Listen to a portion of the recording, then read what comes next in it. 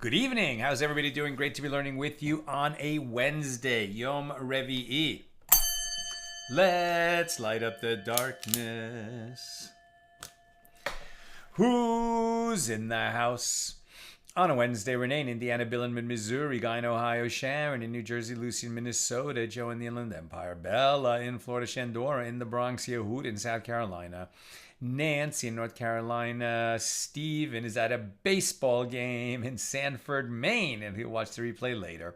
Melissa in Great Neck, Karen in Northern California, Belle in Texas, Paul in the Great Northwest, Joseph in Sierra Nevada, Ellen in Southern California, Chaim in Florida, Marie in Newport, Alan in New York City. Welcome, everybody.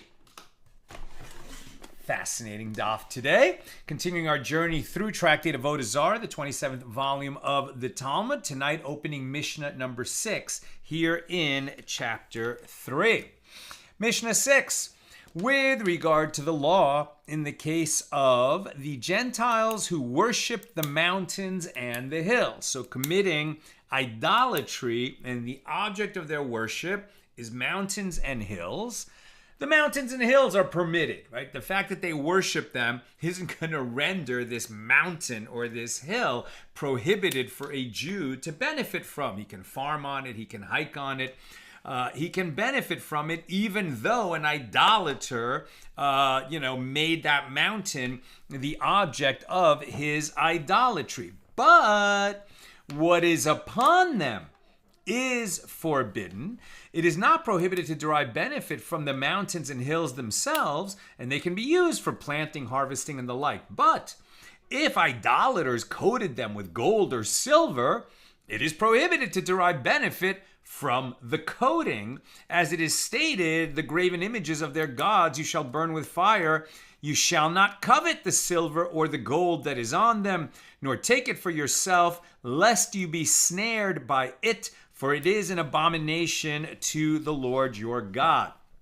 So if the idolaters took a hill and covered it in gold and worshipped that hill, and the gold was obviously part of their idolatrous ritual, so then the gold that they, such a crazy concept, gold-plated hill, gold-plated mountain. So all this gold that they used to, make the mountain or hill the object of their idolatry, that gold would be forbidden, would be prohibited for benefit to Jews. And so if this was something that happened, for example, God forbid, in the Holy Land, you wouldn't take that gold and then, use it for something. You can't deconsecrate it. You would have to destroy it, pulverize it, and get rid of it because it was used in the practice of idolatry. Rabbi Yosef HaGalili says, with regard to the verse, you shall destroy all the places where the nations that you are to dispossess, that all the nations that you are to dispossess serve their gods upon the high mountains and upon the hills and under every leafy tree. Deuteronomy 12:2, right? That's part of Deuteronomy. Deuteronomy is basically Moses' final lecture, right? The final sermon. It's the entire book of Deuteronomy. He's giving his final words, recapping so much of the Torah and the journey to this point, and he's trying to just communicate. Moses, the man of few words, by the end of his life has so much to say. It's an entire book of the Bible, entire book of the Torah, the book of Deuteronomy. It's Moses' parting words to the children of Israel. And he's telling them that God has commanded you when you go in, you have to clear, you have to rid the Holy Land of any vestige of idolatry. And any silver or gold or these asheira trees that were used for idolatry, you got to destroy it, wreck it, rid the land of it. The mitzvah to destroy objects of idol worship applies to their gods upon the high mountains, but not to the mountains themselves that are their gods. Similarly, it applies to their gods upon the hills, but not to the hills themselves that they are their gods. The Mishna asks, and for what reason then is an asheira, right? One of these trees that the idolaters planted and then worship. For what reason is an asheira forbidden? Doesn't the verse also state, and under every leafy tree? Which would suggest that the mitzvahs to destroy objects of idol worship does not apply to the trees themselves. And the Mishnah answers, it is because it is the product of human involvement. And that tree did not grow by itself. It was planted for the purpose of idolatry.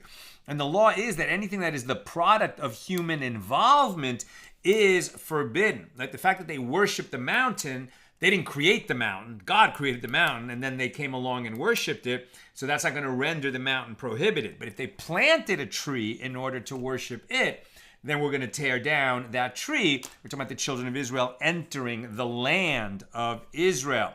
This mitzvah, this commandment to destroy objects of idolatrous worship, not just to keep a distance from them, but to literally destroy them, that only applies in the promised land, in the Holy Land itself. Rabbi Akiva says, I will explain and decide the matter before you. The verse does not indicate limitations to the legal definition of idols. Rather, it is simply giving indicators of prevalent idolatrous practice. Everywhere that you find a high mountain or an elevated hill or a leafy tree, know that there is idol worship there. It's an astonishing statement, and it really gives us a sense, what it was like at biblical times, and it was what it was like in Rabbi Akiva's time, right? Talmudic times, that idolatry was so prevalent that basically anywhere there was some kind of beautiful natural feature, you were going to find idolaters worshiping their idols there. That's the Mishnah. Now the Gemara. The Gemara asks, but isn't the opinion of Rabbi Yosei HaGalili the same as that of the first unnamed Tana of our Mishnah? Both of them indicate that what is on the mountain is forbidden, while the mountain itself is permitted. So what is Rabbi Yosei HaGalili adding? And Rabbi Bar Chama says that Reish Lakish says the difference between them is the issue of whether the status of the coating of a mountain is like the status of the mountain itself. The first Tana holds that the status of the coating of a mountain is not like the mountain itself and is therefore forbidden. And Rabbi Yosei HaGalili holds that the status of the coating of a mountain is like the mountain itself. That would indicate that if they gold-plated the mountain and worshipped it, that we would not say that that gold then becomes prohibited, but we don't hold according to that view. Now, rejecting this explanation, Rav Sheshes says everyone agrees that the status of the coating of a mountain is not like the mountain itself, and it is forbidden. Now on page 45b. And here they disagree with regard to the status of a tree that one planted and only subsequently worshipped. The first Tana holds that a tree that one planted and subsequently worshipped is permitted, and Rabbi Yosei HaGalili holds that a tree that one planted and subsequently worshipped is forbidden. Right? For sure, if they planted the tree in order to worship it, that tree has to be torn down and is prohibited for any benefit. And if it's in Israel, it needs to be destroyed, torn down and destroyed. But if the tree was already there and the idolater came along and worshipped the tree then, is the tree rendered forbidden? It seems not, according to this view. It would be like the mountain that was there before. The idolater came and worshipped it, and he doesn't render the mountain forbidden. So likewise, if he comes along and worships a beautiful, magnificent old tree, we're not going to say that we have to tear down this tree that had a long, beautiful life before the idolater came and worshipped it.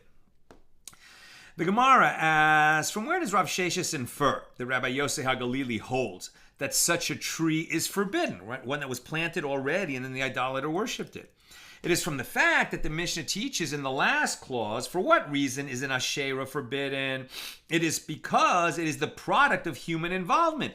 And it did not grow by itself. And the law is that anything that is the product of human involvement is forbidden. Well, what is added by the generalization and anything that is the product of human involvement is forbidden? Is it not added to include the case of a tree that one planted and subsequently worshiped? Right? Not just came along, he planted it. Not necessarily with the intention of worshiping it later, but then he did worship it later. are we going to render such a tree prohibited? I mean, for sure, if the tree was already there and then somebody came along and worshipped it, we're not going to have to tear down that tree. Although the growths of that tree after it began to be an object of idolatry, those are going to be prohibited. That's just where the law ended up. Let's keep reading the Gemara. The Gemara notes, and Rabbi Yosei, son of Rabbi Yehuda, also holds that a tree that one planted and subsequently worshipped is forbidden, as it is taught in the Baraisa with regard to the verse, you shall destroy all the places where the nations that you are to dispossess serve their gods, upon the high mountains, upon the hills, and under every leafy tree.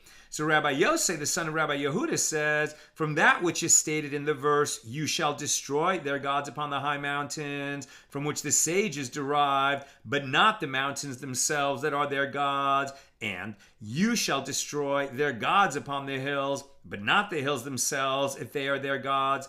I would derive from the next clause in the verse, their gods under every leafy tree, that the commandment to destroy any object of idol worship does not apply to the leafy trees themselves that are their gods. Therefore, the next verse states, and you shall break down their altars and dash in pieces their pillars and burn their asheirim, plural of asheira, with fire. Deuteronomy 12:3.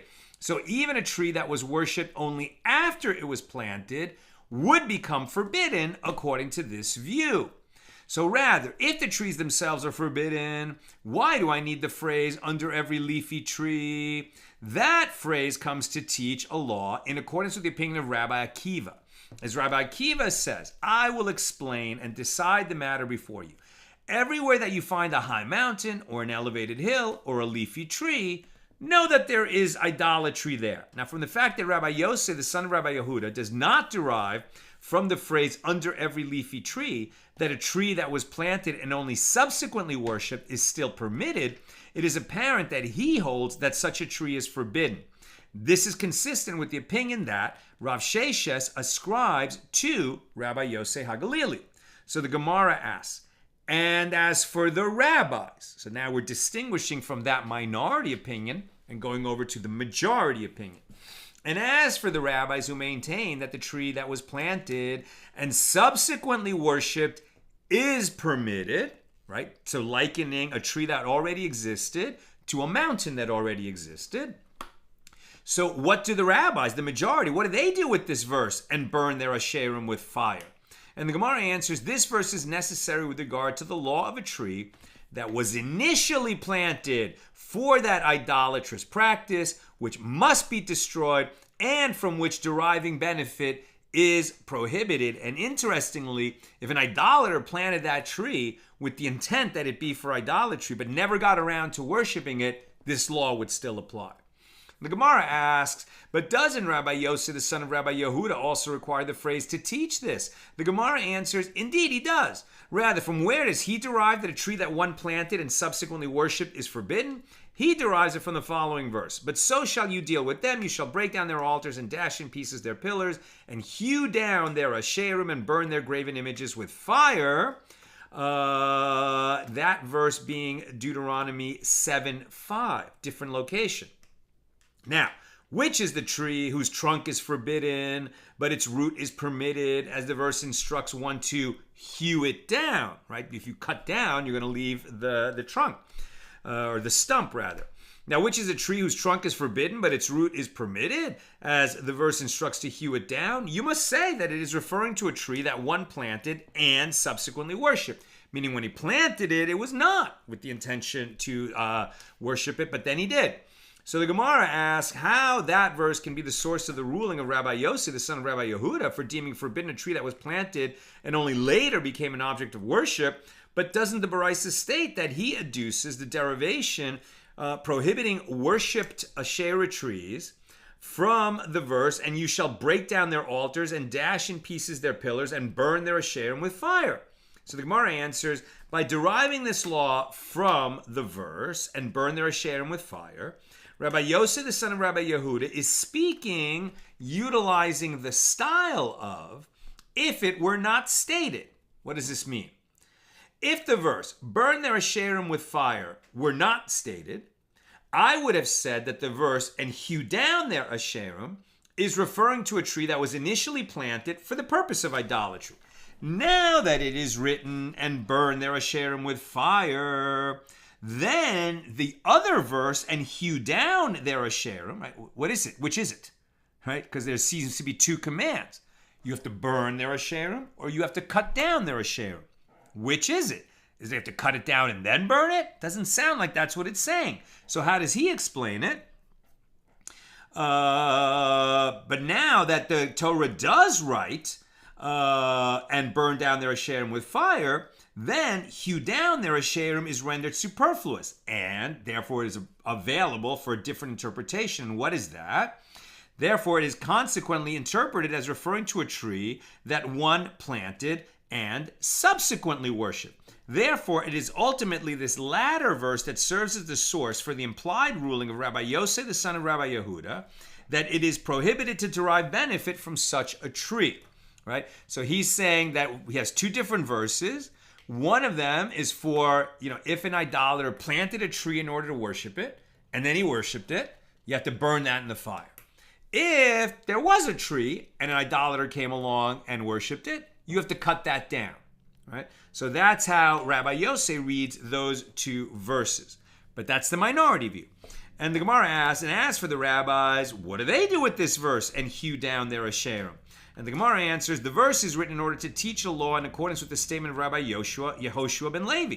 As Rabbi Yehoshua ben Levi says, the felling, right, the cutting down of trees that are dedicated to idol worship precedes the conquering of all of the land of Israel, and the conquering of the land of Israel precedes the eradication of all the objects of idol worship. It's teaching you the order that Joshua is going to lead the children of Israel into the promised land, and what do they need to do? When they find asheirim, right, they need to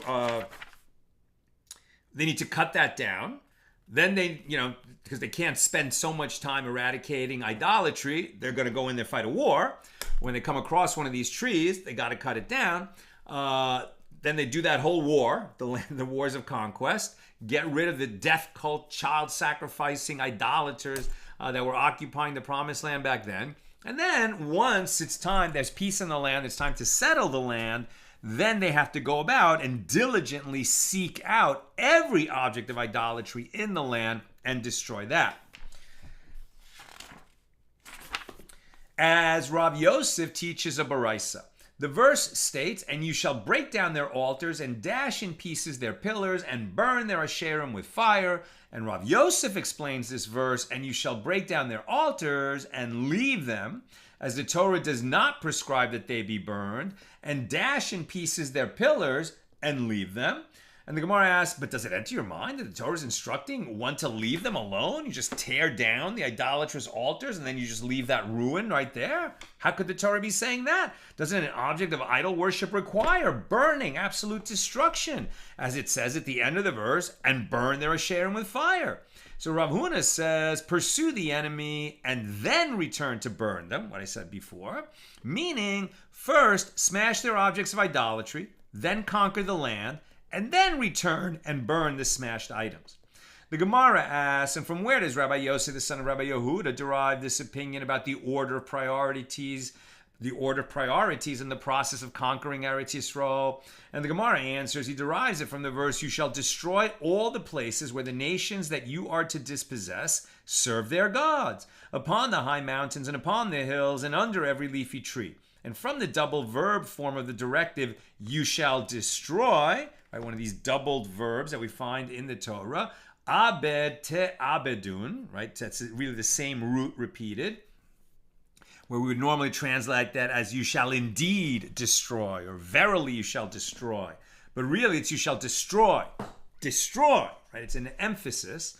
He derives that there are two stages to the destruction of these false deities of idolatry.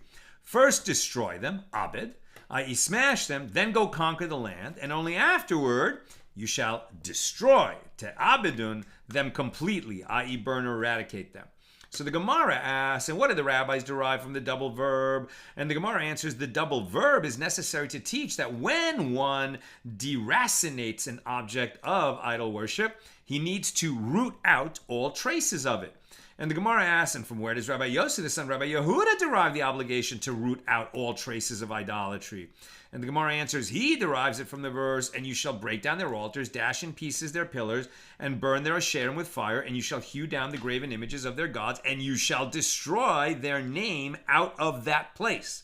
Deuteronomy 12:3. What's going to be the next question? Well, if Rabbi Yossi derives that from this verse, and the rabbis have already derived this commandment to absolutely eradicate all vestiges of idolatry from a different verse, what are the rabbis going to do with this verse? The Gemara asks, and what do the rabbis derive from this verse? And the Gemara answers, this verse that we're now talking about, Deuteronomy 12:3, this verse teaches that it is a mitzvah to give a derogatory nickname to an idol. It's not enough to destroy all vestiges of idolatry, but when you're speaking about that idolatry, you have to mock it, right? You have to mock it because it's a desecration of God's name. It's an insult to the creator of the universe that people have been bowing down to statues, the products of their own hands, and they bow down to it. It's absolutely offensive to God. And so even when we're talking about it, you have to talk about it in a derogatory manner. Very interesting mitzvah. The verse teaches that it is a mitzvah to give a derogatory nickname to an idol, as it is taught in a baraisa that Rabbi Eliezer says, from where is it derived? That when one deracinates the object of idolatry, he needs to root out all traces of it. The verse states, and you shall destroy their name out of that place. Now we're on 46a. Rabbi Akiva said to him, but isn't it already stated, you shall destroy in Deuteronomy 12:2? So this obviously includes rooting out all traces of the idols. If so, what is the meaning when the verse states, and you shall destroy their name out of that place? This means that it is a mitzvah to give it a nickname. One might have thought that one might give it a positive nickname. And the Gemara interjects, would it enter your mind that one would give a positive nickname to an idol? Rather, the baraisa means that one might have thought that the reference is to a nickname that is neither positive nor negative, just a nickname. Therefore, the verse states, and you shall not bring an abomination into your house and be accursed like it. You shall detest it and you shall abhor it, for it is a proscribed, right, prohibited item. Learn that in Deuteronomy 7:26. And this verse clearly indicates that the nickname of the idol, now that you've eradicated all vestiges of the idolatry, right, but the words remain, the memory of it remains. So when you refer to it, you have to refer to it with a derogatory nickname. How so? To what type of nickname is this referring? If the idol worshippers would call their house of worship the house of elevation, Beis Galia, then one should call it the house of digging, Beis Karia. And if they call it the all-seeing eye, Ein Kol, one should call it the eye of a thorn, Ein Kotz, right? So you give some kind of a nickname that is clearly referring to what it was, but that mocks it. And the Tana who recited Mishnayos and Baraisos in the study hall taught a Baraisa before Rav Sheshes. With regard to the law in the case of idolaters who worship the mountains and the hills, that the mountains and the hills are permitted, but their worshippers are punished with decapitation by the sword. Idolatry is a death penalty offense. Now, like at any death penalty offense, you can't apply it without warning, witnesses, trial, all manner of procedures that are so difficult to actually meet those requirements that a court that issued a death penalty once in 70 years was known as a murderous court. And since the temple was destroyed, we haven't had a court that would issue a death penalty. So it's not like this is referring to any kind of modern, Torah jurisprudence. There hasn't been a death penalty issued in millennia. But it's on the books, right? It is on the books that idolatry is a death penalty offense. And so even though the one who worships the mountain does not render the mountain prohibited, he did commit the sin of idolatry, and that is a death penalty offense. And which particular death penalty? Decapitation. Rav Sheshes said to him, who is the Tana who said this to you? It must be Rabbi Yossi, the son of Rabbi Yehuda, who says that a tree that one planted and subsequently worshipped is forbidden. I'm not sure how that follows from the fact that the one who worships the mountain is a death penalty offense. The Gemara asks, but why not interpret the Baraisa as referring to a tree that one initially planted for idolatry? And then the ruling would be consistent with the opinion of the rabbis as well. And the Gemara answers that should not enter your mind, as the Baraisa teaches the case of plants and vegetables as being similar to the case of a mountain. Therefore, one can extrapolate that just as with regard to a mountain, it is a case where one did not initially plant it for this purpose. The humans came along, the mountain was already there. Likewise, if the humans came along, the tree was already there, and then one of them worshipped it. We're not going to render the tree prohibited, but if they planted the tree, certainly if they planted it for the purpose of idolatry, then the tree is going to be prohibited, as well as it's the sin of idolatry that the person committed. And so too, this is the case of plants and vegetables. This is a case where one did not initially plant it for this purpose, but he came along and worshipped afterward. It was stated, now what's interesting about vegetables, obviously vegetables can grow in the wild, but generally when we see vegetables, growing, they were planted by somebody, and fairly recently. So does that mean that if he then worships the vegetables, do we have to prove that the vegetables were planted for the purpose of idolatry in order to render the vegetables prohibited? Or is it enough that something that was planted so recently by humans and then we observed that it was being worshipped, that's enough to render the vegetables prohibited? It seems like that is the way we go. Trees, much bigger, older, longer history during which it was not worshipped than perhaps these vegetables. It was stated, the law in a case where an idolater worships boulders that naturally became dislodged from a mountain is subject to a dispute between the sons of Rabbi Chia on the one hand and Rabbi Yochanan on the other. What's the dispute? One side says these boulders become prohibited for benefit for a Jew. And the other side says, no, the boulders remain permitted.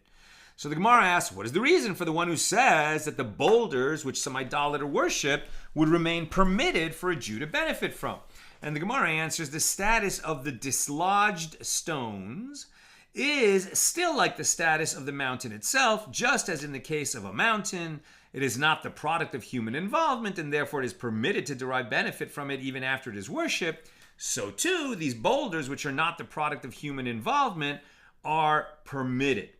So what's interesting is, what are they talking about? Like if the idolater stacked a bunch of rocks. Now, he didn't change the rocks.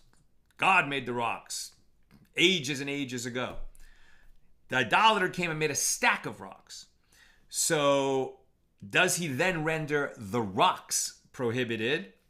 That seems to be what they're arguing about. Now the Gemara, and let me see how the Shulchan Aruch states this. Any object that is not man-made or the product of human involvement is not rendered forbidden upon being worshipped. Therefore, a mountain that is worshipped is not thereby rendered forbidden. We said that. The Rambam rules that the same applies to boulders that were attached to the mountain and subsequently became dislodged on their own and were worshipped there. So we're not talking about the stack of rocks, right? The boulders became dislodged, and then wherever they were lying, God made the boulders. God created the situation where the boulders, dislodged from one place and rolled to another place. Maybe there's an earthquake or something. And then the idolaters worship the boulders. That's not going to render the boulders prohibited. The Raivad and other authorities rule that such dislodged boulders are in fact forbidden, as the Gemara does not reach a conclusion on the matter. Therefore, the stringent ruling should be followed, in keeping with the established principle of deciding stringently in any case of an uncertainty with regard to the status of an item that is prohibited by Torah law. Later commentaries explain that the Rambam's ruling is based upon the conclusion found in the Jerusalem Talmud. So we haven't talked about if the idolater stacked the rocks. We haven't addressed that yet. Okay, because there certainly is human involvement in that. Now, the Gemara raises an objection. What is notable about a mountain? Let me just read this part again that we just finished, but I didn't finish the paragraph. What is the reason for the one who says that these boulders that were dislodged naturally, and then the idolater worshipped them, that these boulders would remain permitted for a Jew to benefit from them? And the Gemara answers, the status of the dislodged stones is still like the status of the mountain itself. Just as in the case of the mountain, It is not the product of human involvement, and therefore it is permitted to derive benefit from it even after it is worshipped. So too, these boulders, which are not the product of human involvement, would remain permitted. But the Gemara objects. What is notable about a mountain? It is notable in that it is attached to the ground. Now, this may be the reason for the leniency concerning it. And this would not apply to these boulders that were dislodged naturally. They're not attached to the ground. The Gemara responds, the case of a worshipped animal can prove that this is not relevant, as it is permitted to derive benefit from a worshipped animal, even though it is not attached to the ground. Right? The idolater came and worshipped the animal. Let's say it's not his animal. He didn't, if he sacrificed that animal for his God, certainly the flesh of that animal would be utterly prohibited for a Jew to ever benefit from it. But if, you're walking with your dog and some idolater likes the look of your dog and bows down to it, and he actually worshiped the dog as if it's some kind of a god, he doesn't render your dog prohibited to you. He had no rights on that dog, and the fact that he worshipped it doesn't change it. As we said, there's no designation for idolatry. It can't be set aside, and certainly can't set aside something that's not his. So the fact that he worshipped your dog doesn't make your dog prohibited for you. And likewise, this boulder that was on the mountain rolled around a bit. Okay, it's not attached to the ground, but the idolater can't render that boulder prohibited just by worshiping it. But the Gemara defends its objection. What is notable about an animal? It is notable in that it is a living and animate being. This may be the reason for the leniency concerning it, but that would not apply to boulders. And the Gemara responds, the case of a mountain can prove that this is not relevant, as it is permitted to derive benefit from a mountain that was worshipped, even though it is not a living being. And the inference has reverted to its starting point. And the law can be inferred from a combination of the two sources. The aspect of this case, that of a mountain, is not like the aspect of that case, an animal. And the aspect of that case is not like the aspect of this case. Their common element is that they are not products of human involvement, and it is permitted to derive benefit from them even though the idolater worshipped them. So too in any case of worshipped objects that are not the product of human involvement, including boulders that dislodge naturally, they would remain permitted for benefit to a Jew. The Gemara objects. What is notable about the common element between the case of a mountain and that of an animal that prevents utilizing it as a paradigm for other cases? These worshipped objects are notable in that they are not altered from their natural form. Perhaps that is why their status remains unchanged. By contrast, a dislodged boulder has been moved from its original position. So rather, the law that a boulder that is dislodged from a mountain is still permitted after it is worshipped would be derived from a different case. And what is that? The case of a blemished animal, and from the case of a mountain, both of which are permitted after having been worshipped. The notable aspect of a mountain, in that it is an unaltered object and it is attached to the ground, is countered by the case of a blemished animal. And the notable aspect of the blemished animal, in that it is a living being, is countered by the case of a mountain. So therefore, it can be derived from the common element of the two cases, that just as these two are not products of human involvement, and they are not rendered forbidden by worship, so too a dislodged boulder is not rendered forbidden by worship. Alternatively, the law could be derived from the case of an unblemished animal and from the case of a withered tree, both of which are permitted after having been worshipped by an idolater. The notable aspect of the unblemished animal, in that it is unaltered and a living being, is countered by the case of the withered tree. And the notable aspect of the withered tree is that it is attached to the ground. This is countered by the case of the unblemished animal. And the Gemara asks, and what is the reasoning of the one who deems worshipped boulders prohibited? The Gemara answers, according to that opinion, it is in order to teach this law. It is written, quote, and you shall not bring an abomination into your house and be accursed like it. You shall detest it and you shall abhor it, for it is a prescribed item. Deuteronomy 7:26. This verse teaches that although one may theoretically derive by logical inference to permit the boulders, you should not derive such a law. And the Gemara introduced the case of a boulder that naturally dislodged from a mountain as the subject of a dispute between the sons of Rabbi Chia and Rabbi Yochanan, but it did not specify who among them subscribes to which opinion. So now the Gemara suggests it may be concluded that as the sons of Rabbi Chia who deem it permitted, as Chizkiah, Rabbi Chia's son, raises a dilemma. If one erected an egg in order to bow to it as an idol, what is the law? Is it then prohibited to derive benefit from the egg? We've been talking about mountains, we've been talking about trees, we've been talking about boulders. Now let's get much smaller. What if an idolater puts an egg on a shelf and bows down and worships the egg? The egg was not created with human involvement, right? Let's just say it was just an egg that was naturally laid by a wild hen, okay? So does the idolater coming along and worshiping it render that egg prohibited? Now the stakes are much lower, but what is the principle? The Gemara explains its proof.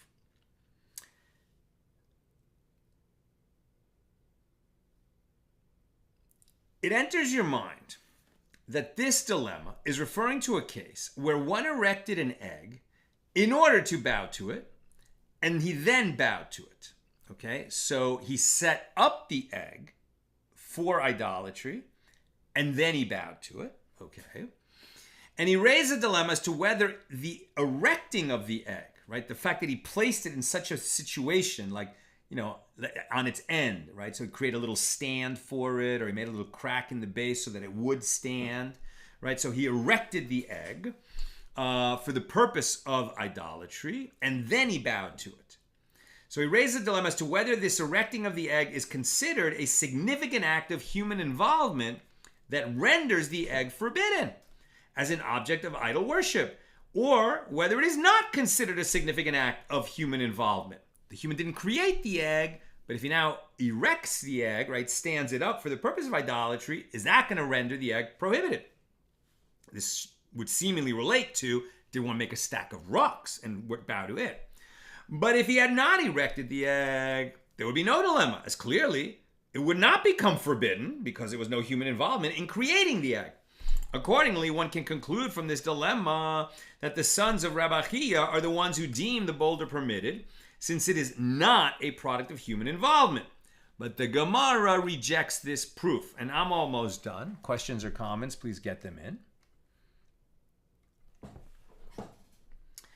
So the Gemara rejects the proof by saying, no, actually I will say to you that perhaps it is the sons of Rabbi Chia who deemed the dislodged boulder forbidden after it was worshipped, and they similarly hold that way in this case of the egg. If he bowed to it, even if he did not erect it, the egg is certainly forbidden. And the dilemma is as follows. Here we are dealing with a case where he erected the egg in order to bow to it, but he ultimately did not bow to it. Chizkiah's dilemma was whether designation of an object as an idol renders it forbidden even without actual worship. So our first answer would be like, well, didn't we learn yesterday that designation of a sheep and saying that an idolater is saying he's going to sacrifice that sheep to an idol? Is that sheep now prohibited for benefit for a Jew? No, because it wasn't worshiped, it wasn't sacrificed. He said he was going to use it for idolatry, but there's no such thing as consecration for idolatry. Those are meaningless words until that sheep is actually either worshipped as a god itself or sacrificed to some kind of an idol. That would render the sheep prohibited for any benefit from a Jew. But the designation is not enough. So that would be our first guess about this egg that he designated for idolatry. Designation doesn't mean anything, at least not by words. But what if he took this action of erecting the egg and he was intending to bow to it, but then he never did, but he took an action? So let's see. The Gemara asks, but according to whom does he raise the dilemma? If it is according to the one who says that any object of a Jew who dedicated it to idolatry is immediately rendered forbidden, well, then there's no place for the dilemma. The egg is clearly forbidden. But if it is according to the one who says that an object of idolatry is not forbidden until it is actually worshipped, there is also no place for the dilemma, as the egg was not worshipped. So therefore it is certainly permitted according to that view. So now the Gemara answers by reformulating the case. No, those are not the cases with regard to which this dilemma is raised. it is necessary to raise it with regard to a case where, 1, erected an egg in order to bow to it, but ultimately he did not bow to it, meaning a Jew erected the egg in order to bow to it, and then he did not bow to it. But then an idolater came along and he bowed to it. It is with regard to this case that Chizkiah raises the dilemma. So there is an established principle that one cannot render forbidden an item that is not his. In this case, the egg can be rendered forbidden only by a combination of the Jewish owner's indicated intention and the Gentiles' act of worship. This dilemma assumes that which Rabbi Yehuda says that Shmuel says. In the case of a Jew who erected a brick in order to bow to it, and a Gentile came along and he bowed to it, the brick is forbidden. And Chizkiah raises the following dilemma with regard to the case of an egg. Is it specifically a brick that is forbidden, as its being erect is clearly recognizable and is therefore a clear indication of the intent on behalf of its Jewish owner? But as for an egg, erecting it is not enough of an indication and it is therefore permitted. Or perhaps there is no difference and the egg would certainly be forbidden. And the Gemara concludes the question shall stand unresolved. So if a Jew stacked rocks in order to commit the sin of idolatry with it, if they were his rocks, certainly those rocks, and then he did bow to it, for sure rendered prohibited. If he stacked the rocks in order to perform idolatry with it, but he didn't perform idolatry with it, and then an idolater came and worshipped it, if it was a brick, sounds like the brick would be prohibited, but a brick is something that was manufactured by human hands. Just stacking rocks sounds like we don't have an answer to that question yet. Perhaps we will tomorrow. We're at the bottom of 46a, and that's where we'll pick it up tomorrow, Thursday. Let's take a few questions. Sharon, I know this is impossible to easily address. But when the temple is restored, I am assuming it will be on the Temple Mount. What would become of the Dome of the Rock or the Al-Aqsa Mosque? I mean, listen, I think the easy answer to that is we don't know. When Mashiach comes, he will decide, God will decide.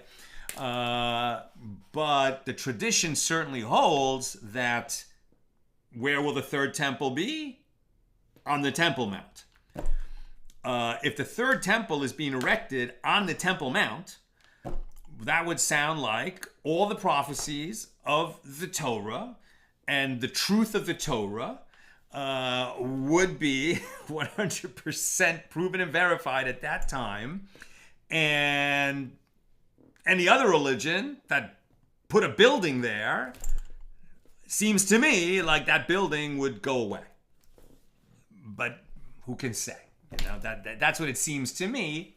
I'm no expert in end of times theology, but that's what it sounds like to me.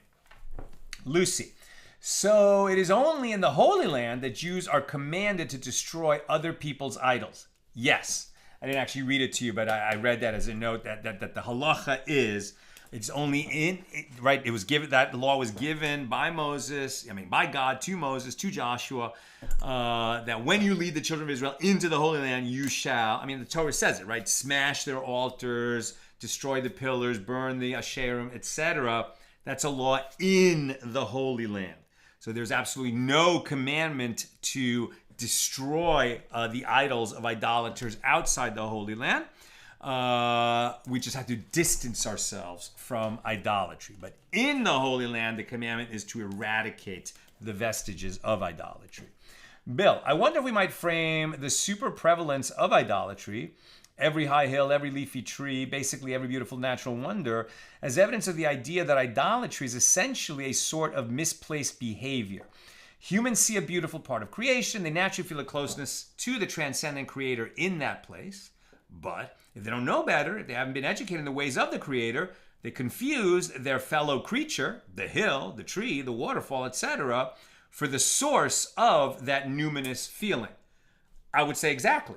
And as we have that midrash, that's how the humans came to commit idolatry, that they confused, right, the vessels of God and the messengers of God and the channels of God with some kind of independent, false deity, and that's how idolatry came into the world. And I think that's a very similar sort of process to this phenomena that you're naming. Joseph, here in Tahoe, we know this lake was certainly involved in native worship practices. So can a synagogue exist there? I know there is a Chabad, then again, it is outside Israel. But here we have the case, right? They don't render the lake prohibited by worshiping it because the lake certainly pre-existed any humans who came here and did anything with it. And it sounds like there's a conversation about that, but that's how I understand it. That's what I've got for us today. And with God's help, we'll be together again tomorrow, Thursday, at the regular time, 6 p.m. Pacific. I was looking ahead a little bit, so just to give you a preview. So I have regular class and a single daf, but we'll get well ahead toward the next daf tomorrow. And then on Friday, it'll be situated very nicely. So even without a long class, we'll be able to do a double. We'll get one more page ahead. We're already 3 pages ahead. And that's going to set us up nicely because we're not going to have class Saturday night. I've already mentioned that. We come out of Shabbos and go into Tisha B'Av when we're going to be fasting and reading Eicha, etc. And then you know what? We're not going to have class on Sunday either. We're not going to have class on Sunday. It's going to be the late afternoon of Tisha B'Av. There are some lenient opinions that you can read and study regular passages of Torah on the afternoon of Tisha B'Av, but there are other opinions that say you can't. We're well enough ahead that there's no reason to, especially to be teaching at the end of a 25-hour fast is not easy. So we're going to not have class on Saturday or Sunday, and we'll still be ahead when we come back on Monday. So just a little bit of a preview there, but regular schedule tomorrow and Friday, no class Saturday, Sunday, and then we'll come back on Monday. See you tomorrow, God willing. All the best.